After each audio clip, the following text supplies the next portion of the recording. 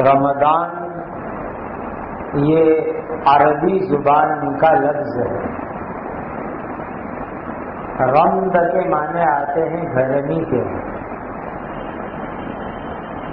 اور کتابوں میں یہ بات لکھی ہے کہ جب یونانی زبان سے مہینوں کے نام عربی زبان میں آئے تو اس وقت یہ مہینہ سخت گرمی کی موسم میں آ رہا تھا، اس لیے عربی میں اس کا نام رمضان بن گیا.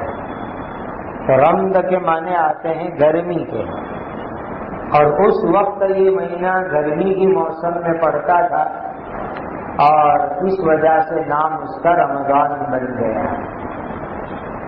ایسے اس وقت ماشاءاللہ دنیا کے بہت سے ملکوں کے اندر رمضان کا مہینہ گرمی کے دنوں کے اندر آتا ہے. ہمارے ایشیا میں انڈیا، پاکستان، بنگلہ دیش، نیپال، بھوٹان، یہاں تو ہے ہی گرمی. یوروپ میں، امریکہ میں، اس میں بھی گرمی کی موسم میں رمضان کا مہینہ آ رہا ہے.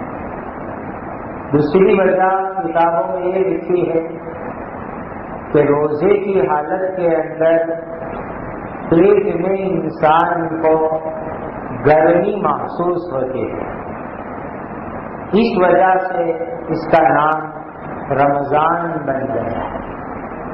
اور ظاہر بات ہے کہ روزے کی حالت میں بدن کو پانی ملتا نہیں ہے، اور پانی نہیں ملتا تو اس کی وجہ سے بدن کے اندر گرمی پیدا ہوتی ہے.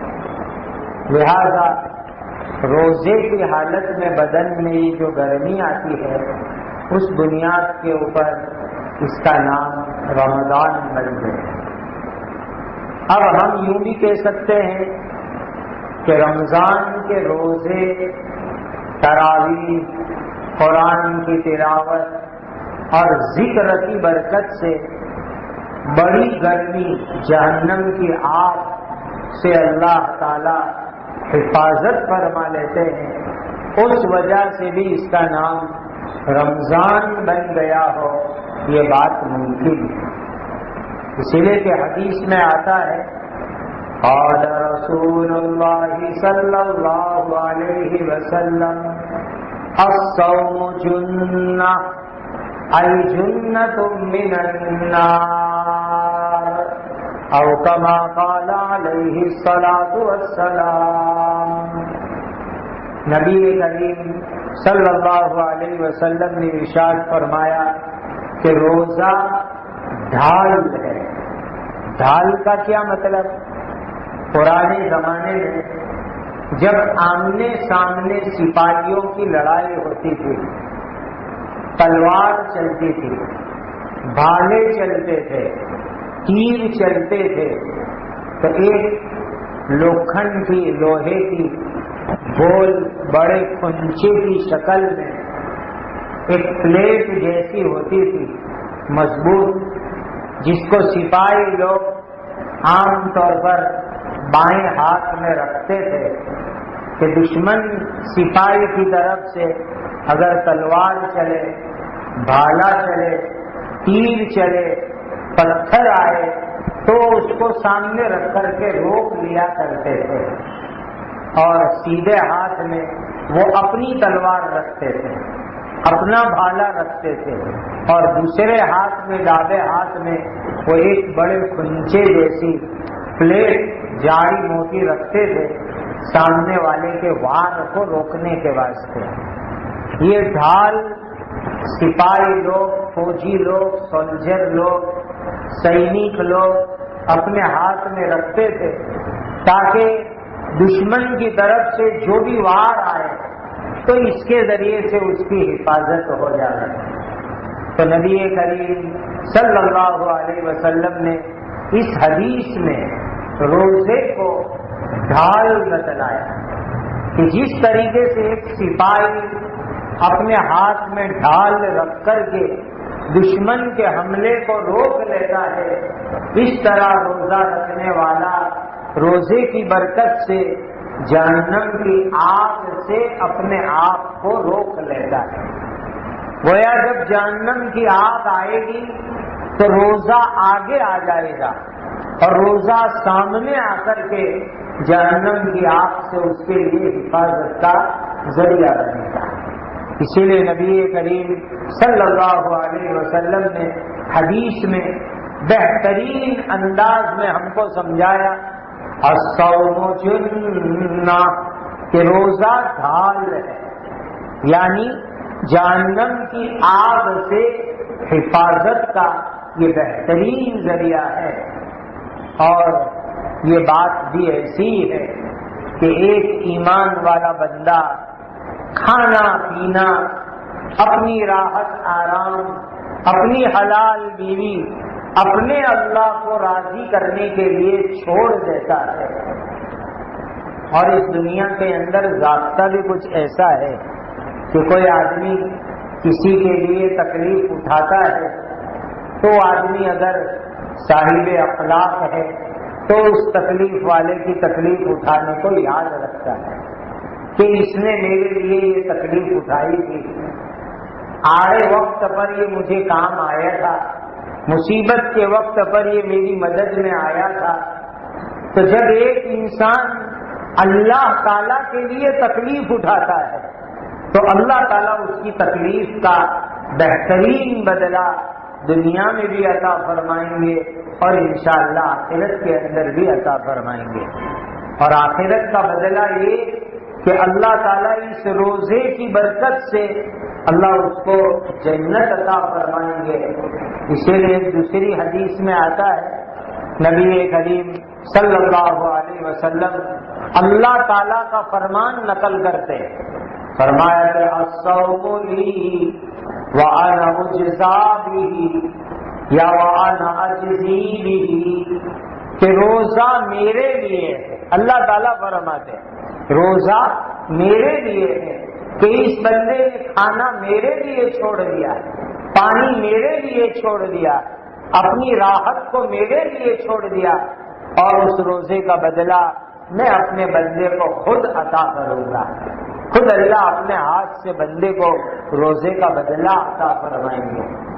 ہمارے ملک میں، دنیا کے دوسرے ملکوں میں بھی یہ دستور ہے، قانون ہے کہ کوئی سرکاری افسر، سرکاری ملازم، کوئی پولیس والا یا کوئی آرمی والا کوئی بہت اچھا کارنامہ کرتا ہے تو 26 جنوری آتی ہے، 15 اگست آتی ہے تو راشٹرپتی بلا کر اپنے ہاتھ سے اس کو میڈل دیتے، اپنے ہاتھ سے اس کو ایوارڈ دیتے کہ اس نے دیش کی وفاداری میں اتنا بڑا کام کیا۔ ملک کا راشٹرپتی، پریزیڈنٹ، صدر اپنے ہاتھ سے وہ ایوارڈ دیتا ہے۔ اب وہ آدمی کو ایوارڈ جو ملتا ہے اس کی قیمت کتنی ہوتی ہے؟ 2-4 ہزار روپے کا ایک ایوارڈ تیار ہوتا ہے، لیکن آدمی اس کا فوٹو بنوائے گا، پیپر میں دے گا، میڈیا میں چھپوائے گا کہ راشٹرپتی نے اپنے ہاتھ سے میڈل دیا تھا، ایوارڈ دیا تھا۔ حالانکہ وہ راشٹرپتی فانی چیز ہے، چند سال کے لیے، 5 سال کے لیے وہ کرسی پر آیا ہے، پھر 5 سال کے بعد وہ ایک عام آدمی کی طرح ہو جائے گا، لیکن اس کے ساتھ ایک عہدہ ہے اور اس نے ایک عہدے کے ساتھ اپنے ہاتھ سے میڈل دیا۔ لوگ اس کو یادگیری میں رکھتے اور وہ فوٹو اپنے پاس سلامت رکھتے۔ یہاں تو ساری دنیا کو پیدا کرنے والے اللہ تعالیٰ یہ فرماتے ہیں کہ اس بندے نے میرے لیے روزہ رکھا، میں اپنے ہاتھ سے اس کو بدلہ دوں گا، وَأَنَا أَجْزِي بِهِ، میں اپنے ہاتھ سے بدلہ دوں گا۔ اور یہ دنیا کے ماڈل، ایوارڈ، یہ سب پانی ہے، لیکن اللہ تعالیٰ جو بدلہ دیں گے وہ ہمیشہ باقی رہنے والا بدلہ ہوگا اور وہ بدلہ کبھی ختم نہیں ہوگا۔ اس لیے اس روزے کو ہمارے دین میں اسلام کا رکن کہا گیا۔ جن 5 چیزوں پر اسلام کی بنیاد ہے اس میں ایک بنیاد، ایک پیلر روزے کو بتلایا گیا۔ اور اس روزے کو فرض کہا. قرآن کی آیت نے فرمایا یا ایھا الذین آمنوا کتب علیکم الصیام، اے ایمان والو تمہارے لیے روزے فرض کیے گئے اللہ تعالیٰ کی طرف سے. اور اللہ فرماتے کہ میرے بندوں نے میرے لیے روزہ رکھا تو وَأَنَا أَجْزِي بِهِ، میں خود اپنے بندوں کو اپنے ہاتھ سے بدلہ دوں گا. ایک تو اللہ بدلہ دے وہ ہمیشہ باقی رہنے والا، اور بڑی بات یہ کہ اللہ اپنے ہاتھ سے، مبارک ہاتھ سے بدلہ دیں گے، نورانی ہاتھ سے. اور اللہ کے ہاتھ کیسے ہوں گے ہم دنیا میں رہ کر کے سمجھ نہیں سکتے، وہ تو آخرت میں سمجھنے کی چیز ہے. لیس کمثلہ شیء، اللہ جیسی کوئی چیز نہیں ہو سکتی. اور ایک اور اس حدیث کی قرات یہ بھی آئی ہے الصوم لی وانا اجزا بہ، کہ اس بندے نے روزہ میرے لیے رکھا تو میں روزے کے بدلے میں بندے کا ہو جاؤں گا. روزے کے بدلے میں بندے کا ہو جاؤں گا. بندے کو جو چاہے وہ میرے پاس سے لے لے. ہمارے ایک بزرگ نے اس کی ایک مثال دی، بہت اچھی سچے قصے سے. ایک مرتبہ غالباً خلیفہ ہارون رشید کا واقعہ ہے. دربار سجا ہوا تھا اور دربار میں قسم قسم کے لوگ بیٹھے رہتے ہیں، غلام بھی، باندیاں بھی، درباری لوگ بھی، وزیر اور منسٹر لوگ بھی، عام پبلک بھی، سب بیٹھے ہوئے دربار بھرا ہوا تھا. اور خلیفہ ہارون رشید بہت خوش تھے اس دن، بہت اچھے موڈ میں تھے. تو اعلان کیا کہ یہ میرا اتنا بڑا عالیشان محل ہے، میری دولت ہے، میرے خزانے ہیں، میرے پاس بہت کچھ ہے. میں اس وقت اعلان کرتا ہوں کہ میرے پورے محل میں، میرے تمام خزانوں میں تم کو جو چیز پسند ہو اس پر ہاتھ رکھ دو، بس صرف ہاتھ رکھ دو، وہ میں اس کو دے دوں گا، وہ اس کی مالکی میں ہو جائے گی. میرا اعلان ہے اس بات کے اوپر. اب ظاہر بات ہے کہ بادشاہ نے اعلان کر دیا، خلیفہ نے اعلان کر دیا، امیر المومنین نے اعلان کر دیا، تو سب لوگوں کی نظر میں، کسی کی نظر بادشاہ کے ہیرے پر ہے، موتی پر ہے، سونے پر ہے، چاندی پر ہے، دولت پر ہے، محل پر ہے، تخت پر ہے، گھوڑے پر ہے، اونٹ پر ہے، الگ الگ چیز پر نظر. لوگ دوڑے، کوئی محل میں ادھر دوڑا، کوئی ادھر دوڑا، کوئی ادھر دوڑا. جس کو دنیا کی جو چیز قیمتی سمجھ میں آئی اس نے جا کر کے اس کے اوپر ہاتھ رکھ دیا، کہ یہ میرا، یہ میرا، یہ میرا کہہ کر کے ہاتھ رکھ دیا. ایک باندی، اس زمانے کے اندر باندیوں کا رواج تھا. ایک باندی دربار کے اندر جو خلیفہ ہارون رشید کی بڑی چہیتی تھی اور وہ بھی خلیفہ سے بڑی محبت رکھتی تھی، وہ اٹھی اور اس نے اٹھ کر کے ہاتھ جو ہے اپنا بادشاہ پر رکھ دیا اور یوں کہا کہ مجھے یہی پسند ہے، مجھے یہی چیز چاہیے. تو سارے لوگ کہنے لگے کہ تو پاگل ہو گئے، کوئی ہیرا لینے دوڑ رہا ہے، کوئی موتی لینے دوڑ رہا ہے، کوئی سونا لینے دوڑ رہا ہے، کوئی محل پہ ہاتھ رکھ رہا ہے، کوئی بادشاہ کے قیمتی گھوڑے اور اونٹ پر ہاتھ رکھا ہے، اور تو پاگل ہے کہ تو نے بادشاہ انسان کے اوپر ہاتھ رکھ دیا. تو باندی کہنے لگی کہ بس تمہاری عقل اور سمجھ تم کو مبارک. بادشاہ کا اعلان تھا کہ جس کو جو چیز پسند ہو وہ اس پر ہاتھ رکھ دے، وہ اس کی ہو جائے گی. مجھے بادشاہ پسند ہے، میں نے بادشاہ کے اوپر ہاتھ رکھ دیا، آج سے بادشاہ میرا ہے. اور جب بادشاہ اس کا ہو گیا تو کا پورا ملک اس کا، پوری حکومت اس کی، پوری ستا اس کی.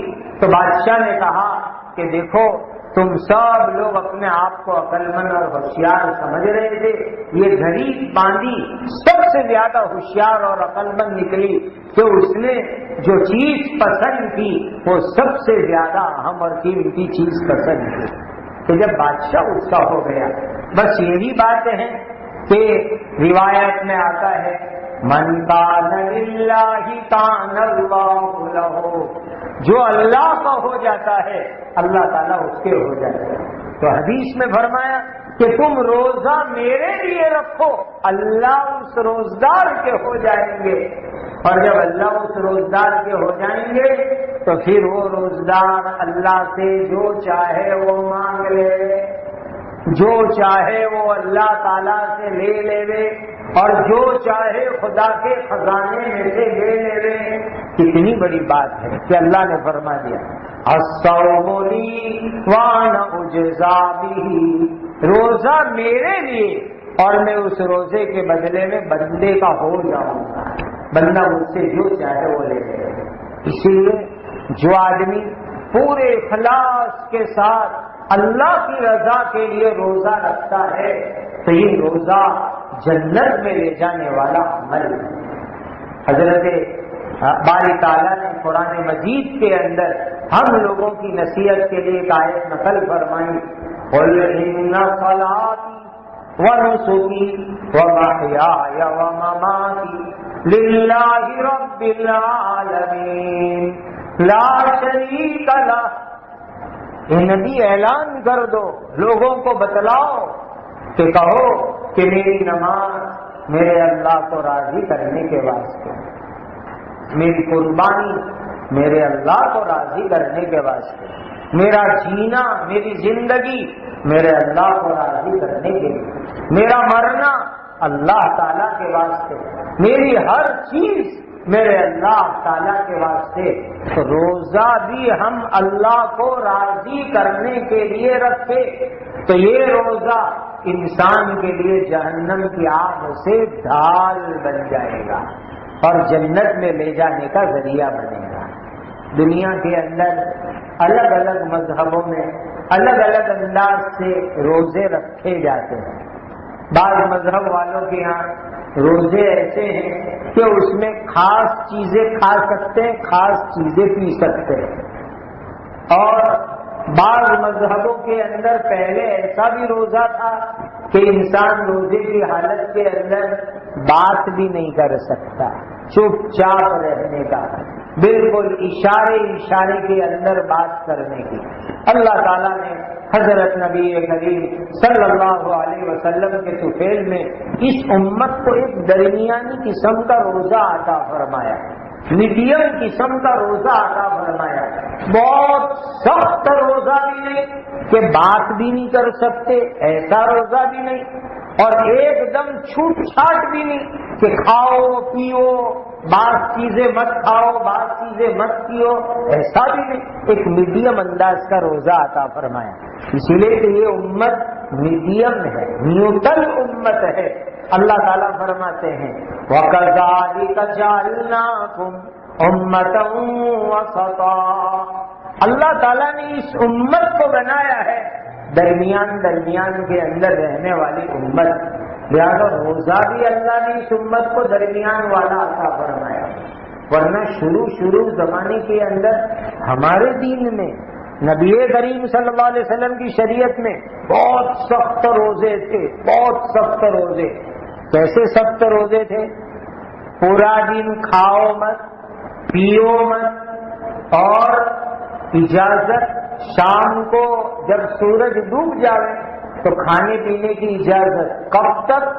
جب تک کہ تم سو نہ جاؤ، تمہاری آنکھ کھلی ہوئی ہو، تم جاگ رہے ہو، وہاں تک کھا پی سکتے ہو۔ اگر ایک مرتبہ سو گئے تو پھر کھانا پینا تمہارے لیے حرام ہو جاتا ہے۔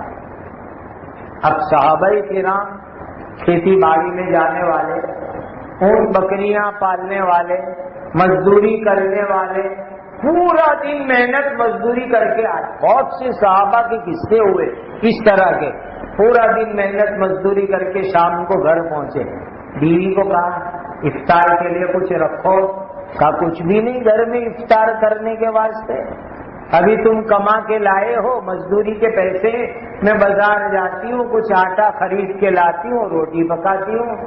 اب وہ بیوی بازار گئی، ادھر ادھر کچھ لینے گئی، قرض لینے گئی، اتنے میں آٹا لے کے بیوی آ رہی ہے، اس صحابی کو دن بھر کی تھکن کی وجہ سے نیند آ گئی۔ مغرب کے بعد ہی نیند آ گئی. اب بیوی نے روٹی تیار کی, نیند میں سے اٹھایا تو کہا کھا تو سکتے نہیں, اسی لیے کہ روزہ ایسا تھا کہ جب تک جاگ رہے ہو وہیں تک کھا سکتے, ایک مرتبہ سو گئے پھر نہیں کھا سکتے, ایسا قانون تھا. اب مغرب کے بعد ہی نیند آ گئی, بیوی نے روٹی بنانے کے بعد بیدار کیا تو کہا کھا تو سکتے نہیں. اب پوری رات بھوکے پیاسے, کل دن میں بھی بھوکے تھے, آج پوری رات میں بھی بھوکے پیاسے رہے, اور دوسرا روزہ شروع. تو دوسرے دن سخت گرمی میں کام کرتے کرتے بے ہوش ہو گئے. ایسا واقعہ کئی صحابہ کے ساتھ پیش آیا. تب جا کر کے اللہ تعالیٰ کی طرف سے قانون بدلا, اور وہ قانون بھی قرآن کے اندر موجود ہے. وَكُلُوا وَاشْرَبُوا حَتَّى يَتَبَيَّنَ لَكُمُ الْخَيْطُ الْأَبْيَضُ مِنَ الْخَيْطِ الْأَسْوَدِ مِنَ الْفَجْرِ ثُمَّ أَتِمُّوا الصِّيَامَ إِلَى اللَّيْلِ. اب اللہ نے قانون میں آسانی کر دی, پوری رات تم کھا سکتے ہو, سورج ڈوبنے سے لے کر کے صبح صادق تک تم کھا پی سکتے ہو. یہ بعد میں قانون بدلا, ورنہ پہلے قانون یہی تھا ہمارے دین میں کہ ایک مرتبہ آدمی جاگ رہا ہو بس وہیں تک کھا سکتا ہے, سو گیا کھانا پینا حرام ہو گیا. اللہ نے آسانی فرما دی, اور آسانی فرما کر کہہ دیا اب چاہے ابتدائی رات میں سو جاؤ پھر اٹھ کے کھاؤ یا پوری رات کھاؤ, تمہارے لیے اجازت ہے, اب تمہارے لیے یہ چیز جائز قرار دی.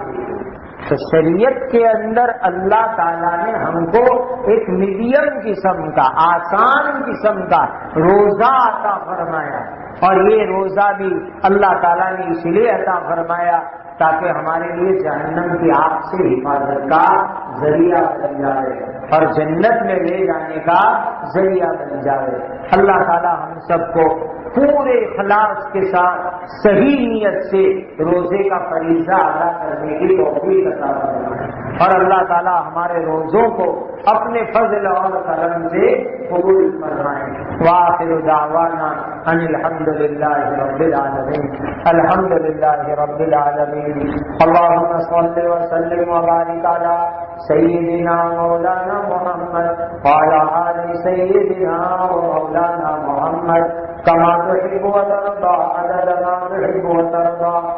ربنا آتنا في الدنيا حسنة وفي الآخرة حسنة وقنا عذاب النار.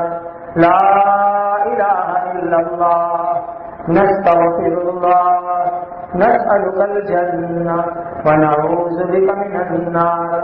لا إله إلا الله نستغفر الله نسألك الجنة ونعوذ بك من النار. لا إله إلا الله نستغفر الله نسألك الجنة ونعوذ بك من النار.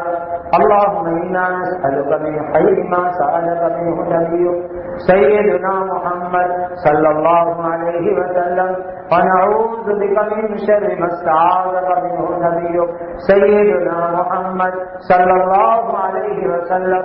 وأنت المستعان وعليك البلاغ ولا حول ولا قوة إلا بالله العلي العظيم. وصلى الله على النبي الكريم.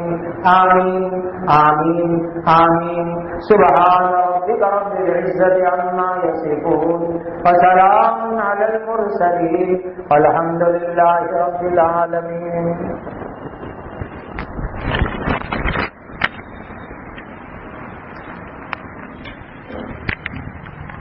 www.attableek.com, the reviver of